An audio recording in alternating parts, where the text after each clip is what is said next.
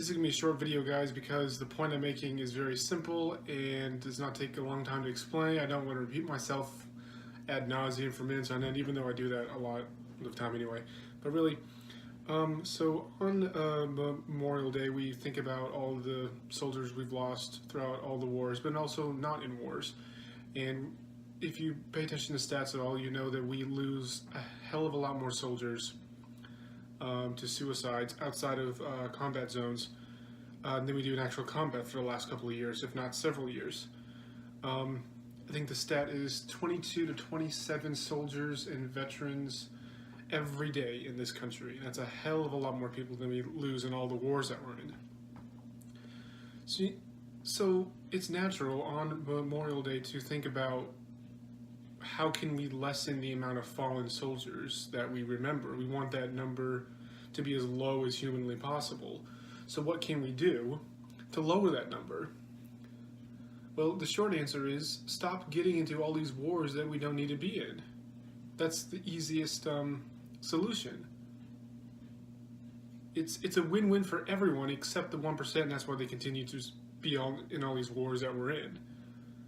Not only would not being in all these wars save us a buttload of money, help international relations with lots of countries, even though the countries that we're not even fighting against, it'll help relations with other countries who get pissed off that we're doing this, and lessen the amount of soldiers killed in combat, and lessen the amount of soldiers coming home to then kill themselves because they're fighting in a war, believing they are fighting for something, and they figure it out during their tour that they're not fighting for what they thought they believed in wherever they signed up, and then it gets them depressed. It loses their sense of identity. It loses their sense of value, their sense of worth. They feel like they've been lied to by the government, which they have. They have been lied. If all the people who went to Iraq and Afghanistan, and the government saying that you're fighting for our freedom, you're fighting to protect America, you're fighting for American people, whatever, and then they get over there and then they're completely not doing that. And that destroys who they are as a person, and that contributes a lot to the suicides that we see every single day. Now you're going to say, oh, you're tying in this anti-war tirade to the veterans and soldiers that kill themselves. You're just using their bodies, their deaths, as an excuse to further your cause.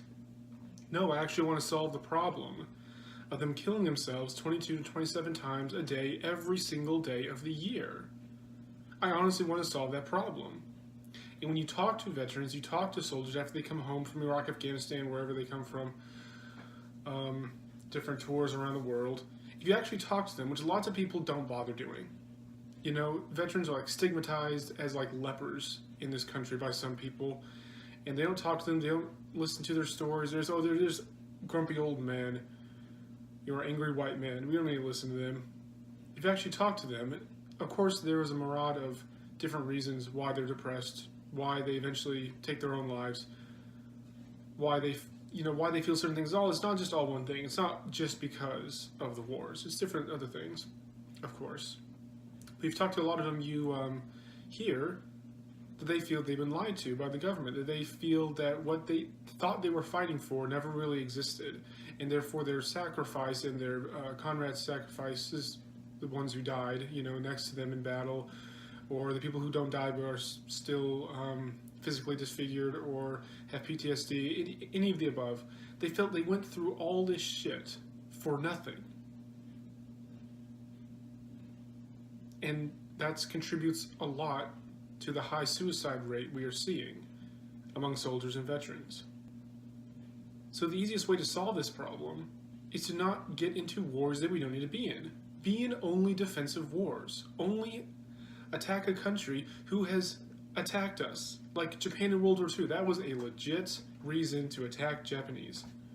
Okay, Iraq, Afghanistan, not legit. Syria, not legit. Yemen, not legit. Libya, not legit. Somalia, Pakistan, I can just go through the 64 wars we're in.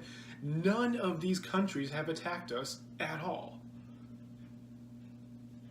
And those that have attacked us only attacked us after we invaded them, or, launched cyber attacks against our nuclear facilities like we did in Iran a couple of years ago. So like a counter against my argument would be, like Iran, for example, they killed hundreds of our soldiers in Iraq. Yeah, after we invaded Iraq. They wouldn't have killed our soldiers in Iraq if we weren't in Iraq in the first fucking place. Oh my god, rocket science, man. How did I figure that out? And they wouldn't have attacked us if we didn't launch cyber attacks against their nuclear facilities. Look it up. People don't like to talk about it because it's inconvenient truth that shatters a narrative perpetrated by the U.S. government and the U.S. military. Yeah, we actually did that. The CIA actually did that. Can you imagine the public outrage, the calls for war, the saber rattling? American people whipped up into a frenzy if Iran launched cyber attacks against our nuclear facilities, potentially, having them malfunction and shut down, causing a nuclear catastrophe. That's potentially what we could have done when we did this against Iran. But when we do it, it's no big deal. Iran's still the terrorists. We're not the terrorists. We're potentially melting down nuclear facilities that could kill thousands of civilians. No, we're the good guys. We love freedom. It's the Iranians, they're the bad guys. Now, I'm not saying the Iranians are the good guys, but we're certainly not the good guys in that situation. You have a double standard here. We're getting off topic here.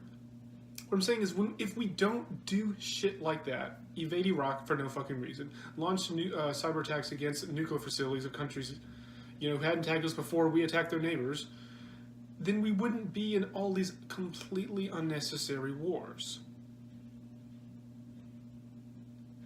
Now I can go into a whole tirade about how, like I said before, it's better for international relations. We're not seen as the world bully, the world police, being a complete hypocrite. You save billions and trillions of dollars. We're not going to get into that because that's not the focus of this video. The focus of this video is saving American soldiers and veterans' lives. That's the whole point of this. So don't say I'm twisting their deaths into furthering my own cause, because I'm not. What I'm saying is, here's a problem. Here's how we fix it. And this fixing happens to be something I believe in. Yeah, I guess you can call it that. Well, but why does that matter? If this problem, the soldiers and veterans are saying, here's the problems I have.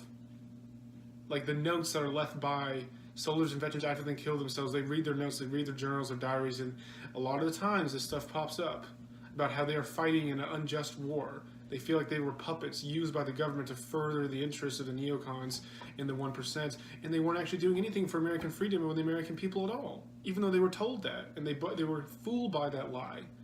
And that's what destroyed them on the inside. So when you see this problem popping up again and again and again, all these suicides, what would be the natural reaction for a logical person who wants to solve this problem? Hey, let's stop creating the situation, unjust wars, that leads to the suicides of many of our soldiers and veterans. That seems like common sense to me. That's just one of many benefits we would have if we stopped all these unjust wars. But no, the 1%, Trump, Obama, it doesn't matter who's president, it doesn't matter what party in charge.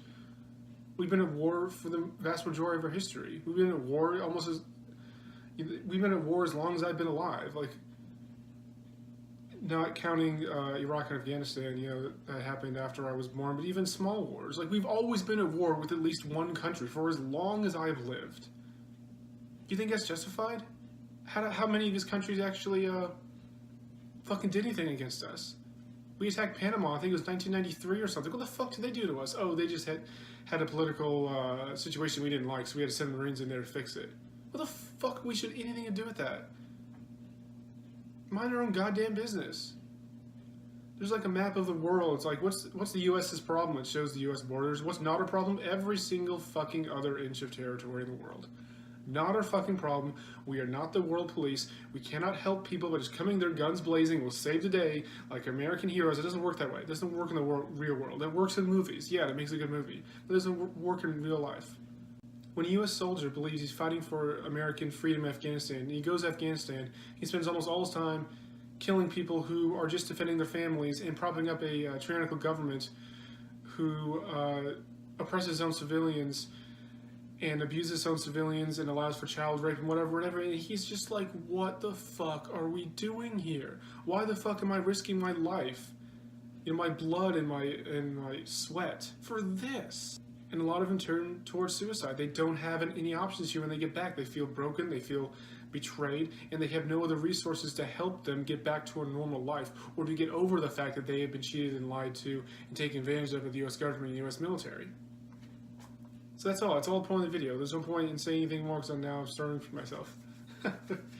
Stop all these unjust wars. There are so many benefits to stopping all these unjust wars and not a single disadvantage. Except that the 1% can't get all the stuff they want. That's the only thing. But people can't see that. Just stop the wars, man.